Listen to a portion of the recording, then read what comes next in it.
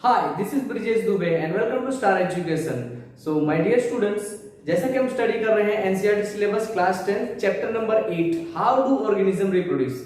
So my dear students, जैसा कि आप देख रहे हैं कि ये इस चैप्टर का थर्ड लेक्चर है। दो लेक्चर ऑलरेडी अपलोड हो चुके हैं। अगर किसी ने नहीं देखे हैं तो प्लेलिस्ट में फटाफट जाकर के वो दोनों वीडियोस देख लीजिए ताकि आपको ये वाला जो लेक्चर है वो बहुत ही अच्छी तरीके से समझ में आ सके। ठीक है, अच्छा, इस लेक्चर में हम आगे बढ़े उससे पहले हम देखते हैं कि प्रीवियस दो लेक्चर्स के अंदर मैंने क्या पढ़ाया है। तो प्रीवियस दो लेक्चर्स के अंदर में हमने देखा है फिजन, ठीक है, जिसमें हमने देखा है बाइनरी फिजन और मल्टीपल फिजन। उसके बाद में हमने देखा है फ्रेगमेंटेशन। ठीक है, तो ये जो हम दो असेक्सुअल मेथड स्टडी कर चुके हैं ऑर्गेनिजम्स के अंदर में, और यहाँ पर हम थर्ड जो है रीजनरेशन असेक्सुअल रिप्रोडक्शन का वो हम देखने जा रहे हैं। तो चलिए देखते हैं कि भाई ये जो थर्ड जो टाइप दिया गया है आपकी बुक के अंदर में वो कैसे है, किस तरीके से और किन ऑर्गेनिजम्स के अंदर में, किन एनिमल्स के अंदर में ये फॉर्म होता है, देखने को मिलता है। ठीक है, तो चलिए हम स्टार्ट करते हैं। फर्स्ट ऑफ ऑल हम जैसा सभी में देखते हैं भाई हम डेफिनेशन से स्टार्ट करेंगे। ठीक है, तो देखते हैं इसकी डेफिनेशन क्या बनती है। ठीक है, ओके, तो रीजनरेशन, अब रीजनरेशन क्या है पहले इसकी डेफिनेशन देखते हैं। ठीक है, the process of getting back a full organism from its body parts is called regeneration। भाई रीजनरेशन क्या कहता है कि भाई कोई भी ऑर्गेनिज्म है, ठीक है, उसके बॉडी पार्ट्स जो है वो अलग हो जाए, टूट जाए, बिखर जाए। ठीक है, तो क्या होता है फिर से वो अपने जो बॉडी पार्ट्स को है, ठीक है, रीजनरेट कर देता है। आप वर्ड पर जाइए, क्या कहता है रीजनरेट।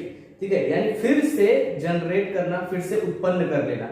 तो ऐसे ऑर्गेनिज्म कि जिनकी बॉडी पार्ट्स के टुकड़े हो जाते हैं या कर दिए जाते हैं तो फिर से, ठीक है, क्या करते हैं अपने बॉडी पार्ट्स को फिर से वो उगा लेते हैं।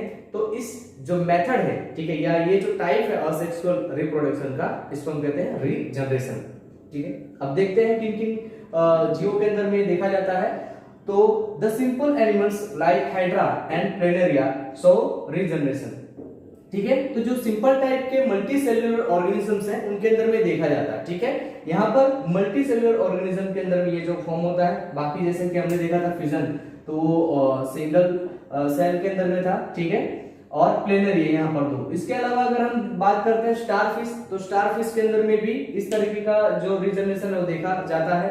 ठीक है माय डियर स्टूडेंट्स, तो स्टारफिश, हालांकि देखिए हम कहते हैं स्टारफिश, ठीक है, लेकिन वो कोई फिश नहीं है। ठीक है, जस्ट एक एनिमल है। ठीक है, वो फिश में नहीं आता है, फिश की कैटेगरी में नहीं आता है।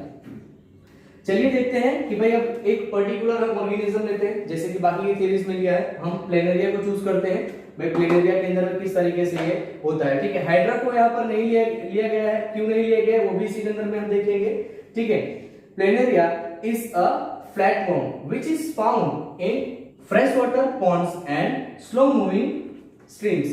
तो भाई जो प्लेनेरिया है ये कहां पर देखने को मिलता है। पहली बात तो प्लेनेरिया क्या है, तो ये फ्लैटवर्म है। ठीक है, इनमें कई सारे टाइप्स आते हैं। ठीक है, तो उसमें से ये क्या है, एक फ्लैटवर्म है।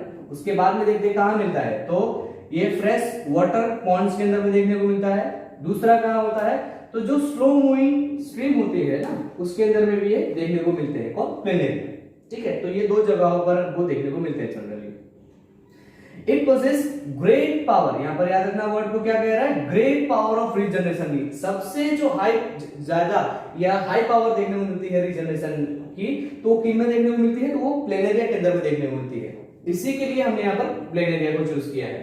ठीक है, if the body part of planaria, if the body part of planaria somehow get cut into a number of pieces, भाई किसी भी तरीके से, ठीक है, अगर प्लेनेरिया के बॉडी पार्ट्स को कुछ टुकड़ों में तोड़ दिया जाए, काट दिया जाए, या टूट जाए या कट जाए किसी भी तरीके से, एक्सीडेंटल, ठीक है, सबके एक्सीडेंट होते हैं, then each body piece can regenerate into a complete planaria by growing all the missing parts। तो क्या होगा, तो हर एक जो उसके बॉडी की पीस हुआ है ना, हर एक बॉडी पीस क्या करेगा, वो रीजनरेशन की प्रोसेस चालू कर देगा, रीजनरेशन स्टार्ट कर देगा, और हर एक जो बॉडी पार्ट है क्या बन जाएगा, एक इंडिविजुअल, एक नया प्लेनेरिया जो है बन जाएगा। ठीक है, अब इसको फिगर के थ्रू समझते हैं। यहाँ पर एक प्लेनेरिया है, ठीक है, प्लेनेरिया की फिगर है। ठीक है, इस तरीके से कुछ दिखते हैं, इनकी आंखें बड़ी प्यारी दिखती है। ठीक है, चलिए, तो इस तरीके से अब क्या होता है कि मान लो इसको किसी तरीके से, ठीक है, तीन टुकड़ों में, ठीक है, विभाजित कर दिया है, इसको क्या कर दिया है, काट कर दिया गया, पीसेस कर दिए गए इसके तीन, ठीक है, 3 पीसेस। अब क्या करेगा ये, तो यहां से फिर से ये रीजनरेशन की प्रोसेस जो है स्टार्ट कर देगा, ठीक है।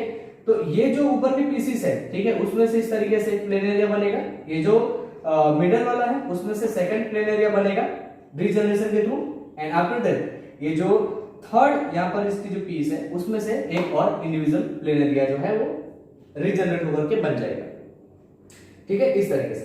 तो अब चलिए यहाँ पर मैं आपको ये भी बता देता हूं कि ये जो रीजनरेशन इसके अंदर में हुआ वो किस तरीके से हुआ, ठीक है, तो वो भी देखते हैं। मान लो कि यहाँ पर ये जो प्लेन एरिया है, ठीक है, यहाँ फिगर के थ्रू मैं आपको समझा देता हूं। मान लो ये बॉडी पार्ट उसका कट हो गया है, ठीक है, एक बॉडी पार्ट उसका ले लेते हैं, ठीक है, ये जो है कट हो गया है।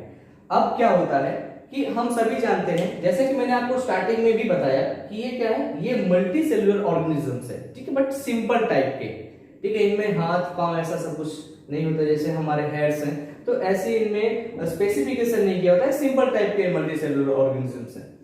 अब होता क्या है कि इनमें हाई रीजनरेशन पावर देखने को मिलती है, तो ये क्या करते हैं, इनके जो सेल्स होते हैं ना, वो सेल्स एक तरीके का पूरा बॉल बना लेते हैं ऐसे, ठीक है, बॉल, ठीक है, उसको सेल बॉल कहा जाता है, ठीक है, एकदम बॉल की तरह बना लेते हैं। अब ये जो सेल बॉल होता है ना, बाद में क्या करता है, स्प्रेड होना स्टार्ट कर देता है इस तरीके से।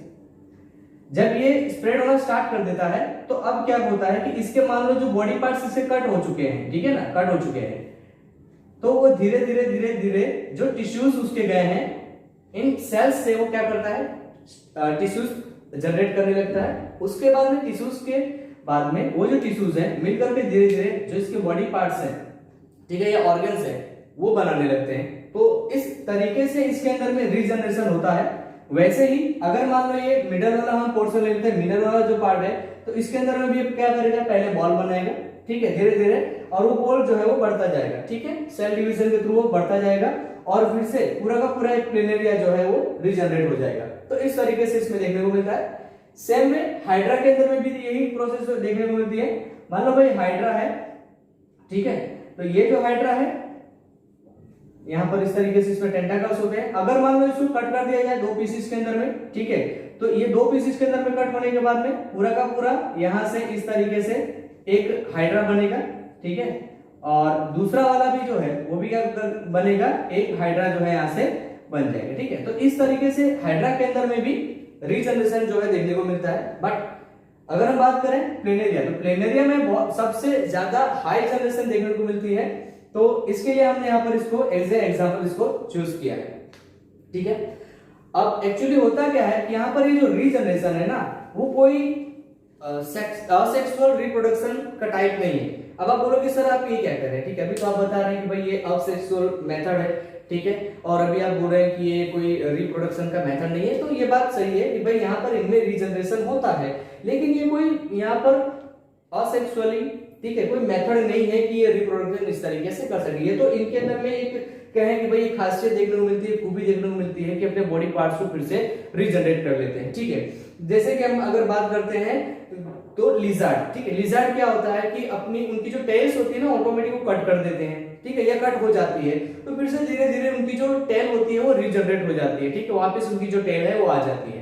तो बट लेकिन अगर हम बात करते हैं लिजार्ड की, तो उनमें जो रिप्रोडक्शन होता है वो दूसरी तरीके से होता है, राइट। अगर लिजार्ड को किसी बीच में से उसकी बॉडी जो होती है उसको बीचों बीच में से मिडल में से अगर कट कर दिया जाए, तो पॉसिबल नहीं है कि वो फिर से अपने सारे के सारे बॉडी पार्ट्स या ऑर्गन्स जो है उसको रीजनरेट कर पाए और 2 इंडिविजुअल लिजार्ड्स बन पाए, ठीक है। तो ये एक बात हो गई। उसी तरीके से यहां पर जो एक तरीके की इनमें खूबी देखी जाती है। तो चलिए क्वेश्चन अराइज ये होता है कि अगर ये एक्चुअल मेथड नहीं है रीजनरेशन जो है असेक्सुअल की, कि प्लेनेरिया के अंदर में, ठीक है, इस तरीके से उसमें रीजनरेशन या फिर इसको हम कह सके कि ये रिप्रोडक्शन का मेथड है, तो है क्या भाई, जैसे हमने देखा था, ठीक है, मैंने कहा था आपसे फर्स्ट लेक्चर के अंदर जैसे हमने देखा था फिजन, तो इनमें भी फिजन के थ्रू ही रीजनरेशन होता है, ठीक है। चलो उसको भी बता देता हूं कि वो किस तरीके से होता है फिजन, मतलब ये वो नेचुरली होता है या वो खुद से करते हैं, ठीक है, वो भी इसी तरीके से होता है। अब मान लो हम इसी की बात करते हैं, ठीक है, यहीं से बना दे रहा हूं, ठीक है, वैसे भी मेरे पास थोड़ी सी स्पेस कम है तो इसी में मैं आपको सारा कुछ समझा दे रहा हूं, ठीक है। तो यहां पर देखते हैं कि अब ये जो प्लेनेरिया है, ठीक है, ये प्लेनेरिया क्या करता है कि अपने जो बॉडी पार्ट्स है, ठीक है, उनको क्या करता है, इस तरीके से अलग करने लगता है।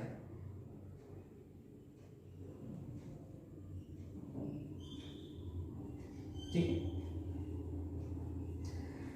अब ये जो पार्ट है ये क्या हो जाएगा, ये इससे अलग हो जाएगा। ठीक है, और ये जो प्लेनेरिया था मेन, ये तो अपनी जिस तरीके से लाइफ साइकिल जो चला रहा है वो तो चलाएगा। ठीक है,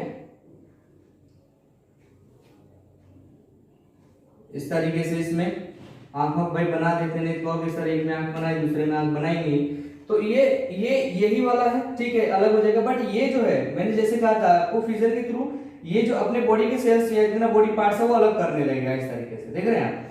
ठीक है, उसके बाद में ये जो है बॉडी पार्ट पूरा का पूरा इस तरीके से अलग हो जाएगा। अब यहाँ पर क्या है, ये जस्ट हम ऐसा कह सकते हैं कि भाई सेल्स है या टिश्यूज ही है यहाँ पर खाली। अब धीरे धीरे क्या करेगा, तो ये ऊपर की जो बॉडी पार्ट्स है उसको धीरे धीरे क्या करने लगेगा, रीजनरेट करने लगेगा। ठीक है, और क्या बनाएगा, एक प्लेनेरिया ये भी बन जाएगा। तो इस तरीके से एक्चुअल में इसके अंदर में क्या होता है, तो रिप्रोडक्शन होता है।